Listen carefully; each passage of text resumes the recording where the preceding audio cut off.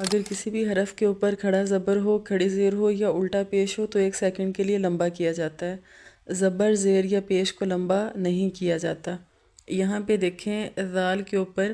کھڑا زبر ہے تو 1 سیکنڈ کے لیے لمبا کریں گے، ذالک، اور ذال کو سختی سے زال نہیں پڑھیں گے بلکہ ذال، ٹھیک ہے، ذالک یہ، الکتاب،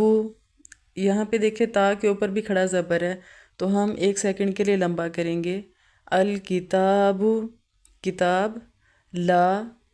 اگر کسی بھی حرف کے ساتھ الف ملا کے لکھا ہو، جیسے یہاں پہ دیکھیں لام الف لا، الف ملا کے لکھا ہے تو 1 سیکنڈ کے لیے لمبا کریں گے۔ اگر کسی حرف کے ساتھ الف ملا کے لکھا ہو تو الف مدہ ہوتا ہے، 1 سیکنڈ کے لیے لمبا کرتے ہیں، لا، نہیں، رویبہ،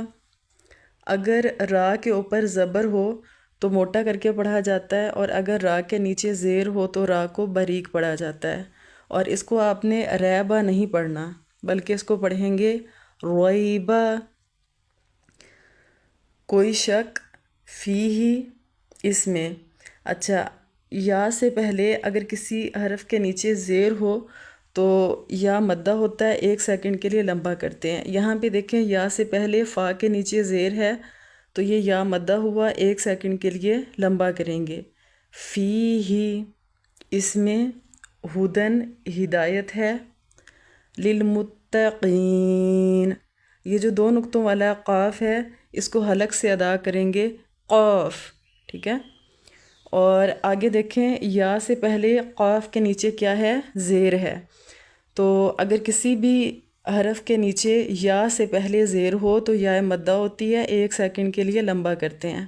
تو ہم اسے پڑھیں گے للمتقین، متقی لوگوں کے لیے۔ آپ کو اس آیت میں 2 جگہ پر 3 نقطے نظر آ رہے ہیں، ان کو معانقہ کہا جاتا ہے۔ اگر ایک ہی آیت میں 2 جگہ پر معانقہ ہو تو ایک جگہ پر رکیں گے اور ایک جگہ پر نہیں رکیں گے۔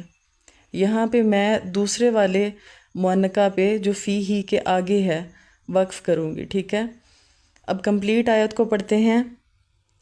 ذَلِكَ الْكِتَابُ لَا رَيْبَ فِيهِ